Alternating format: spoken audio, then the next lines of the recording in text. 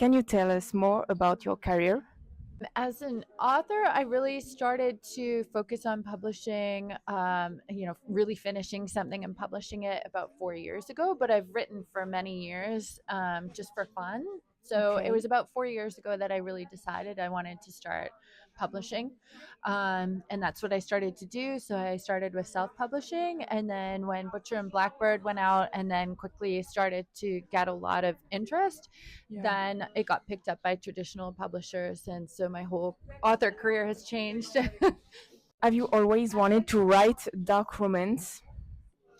um, I think I only really started to think about dark romance as like my genre maybe a couple of years ago. I actually started my first book was a romantic fantasy, but it also had like dark elements to it. So maybe it was always in there. I just needed to really take a minute to figure out what I wanted to do, and then it all came together, and now I can't really imagine being anywhere else but in dark romance. Yeah. Okay.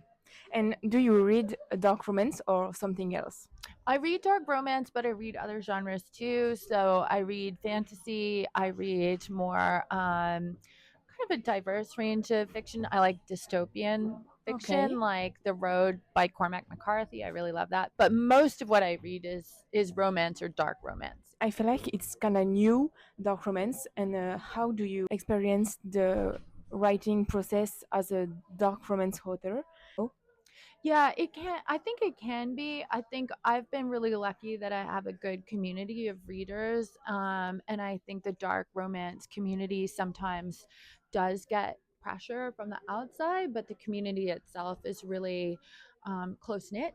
So I feel like sometimes when it does get a little bit intimidating, the people kind of, you have people that you can rely on. So I just kind of keep going with my community and just want to keep, I guess, breaking those mindsets about dark yeah, romance. the Yeah. Yeah, stereotypes. exactly. Mm. Yeah. Where do you find your inspiration? From very random places.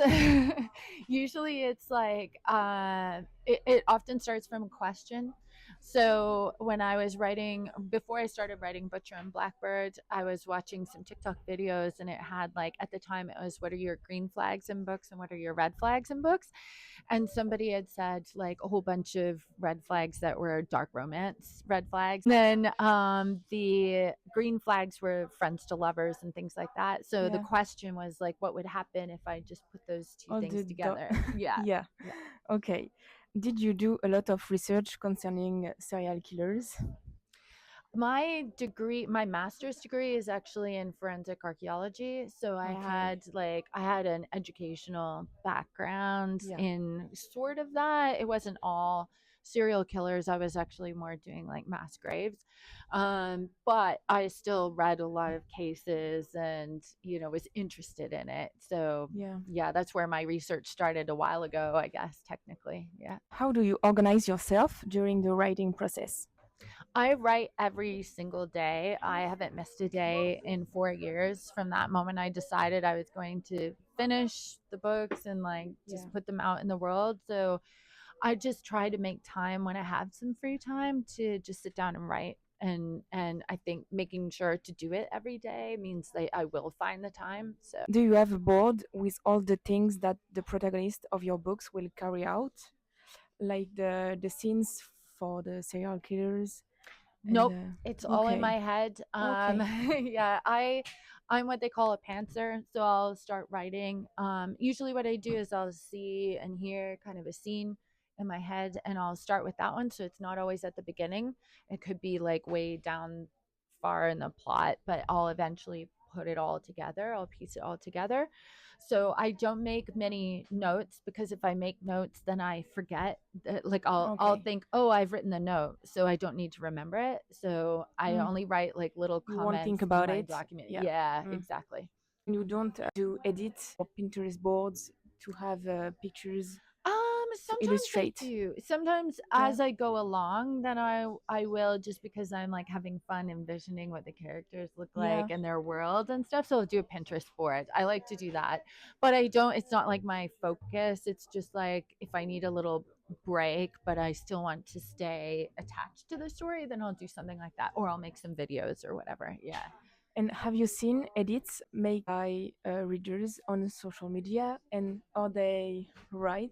Oh yeah, there are some really good ones. Like there are Okay. some where I see people fan cast, Yeah. and I think, oh, that would be really cool. I could see those two people together, or like, or Oh. they'll do all the edits, and it's like they get all the little details. Like there will be a web and eyeballs, and like that. I love those. Yeah. They're really cool. Yeah. Can you describe Butcher and Blackbird in 3 words? It's kind of Murder, hard. Murder. chaos, romance. Oh, makes sense. Yeah. If I could throw in a fourth, it would be humor. Do you recommend to someone who have never read dark romance to start with Butcher and Blackbird or with another of your books?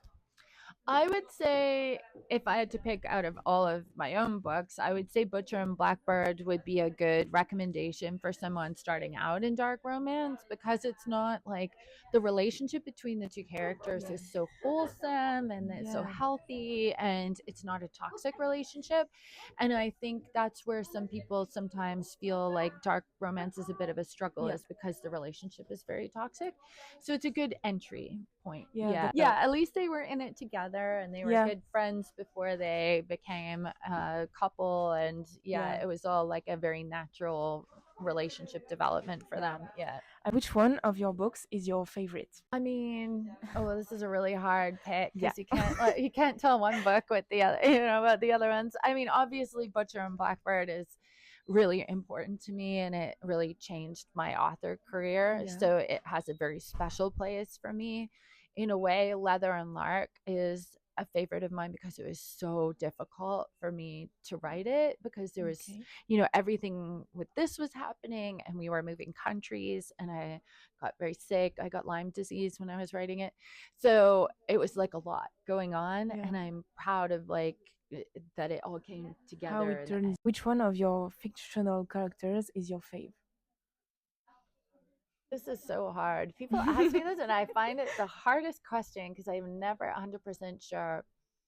Maybe actually, Lou from, so I wrote a paranormal, kind of like a dark romantic Okay. comedy series, and Lou is the main character. She's very zany and very funny, and I had a really fun time writing her. So Okay. yeah. Do you want someday to write in another book genre? Maybe a thriller? I think possibly in the future. I do, like, when I started writing, I started with fantasy, like a romantic fantasy Yeah. series, and then I kind of like abandoned it to go and do other things.